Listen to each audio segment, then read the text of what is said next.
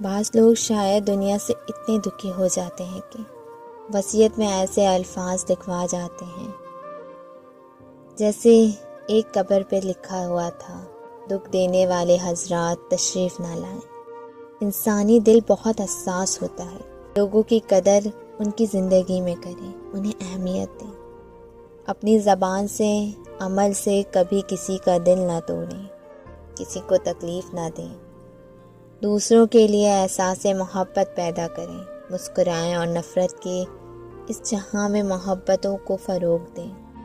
لیکن افسوس ہے کہ ہم لوگ مردہ پرست ہیں،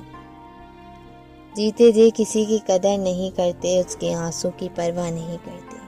اور مرنے کے بعد اس کے لیے روتے ہیں، آنسو بہاتے ہیں، اس کے جنازے کو کندھا دینا افضل سمجھتے ہیں۔ میرے نزدیک سب سے افضل کام کسی جیتے جاگتے انسان کے آنسو پوچھنا ہے، اس کی قدر کرنا ہے،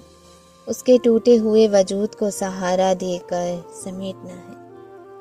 جب آپ کسی ادھورے شخص کو سمیٹنے کا کام کرتے ہیں، اسے بکھرنے سے بچاتے ہیں، اسے اپنے ہی اندر میں مر جانے سے بچاتے ہیں، اسے زندگی کی طرف لے آتے ہیں، تو اس سے بڑھ کر دنیا میں کوئی افضل کام نہیں ہو سکتا۔ سمیٹنا سیکھیں، روتی ہوئی آنکھوں کے آنسو پوچھنا سیکھیں، کسی کی کھوئی ہوئی مسکراہٹ کو اس کے ہونٹوں تک لوٹانا سیکھیں۔ یقین مانیے یہ ایسا کام ہے جنہیں کر کے آپ کے دل کو سکون ملے گا، ورنہ کسی کو آپ برباد کرتے ہو، اسے رلاتے ہو،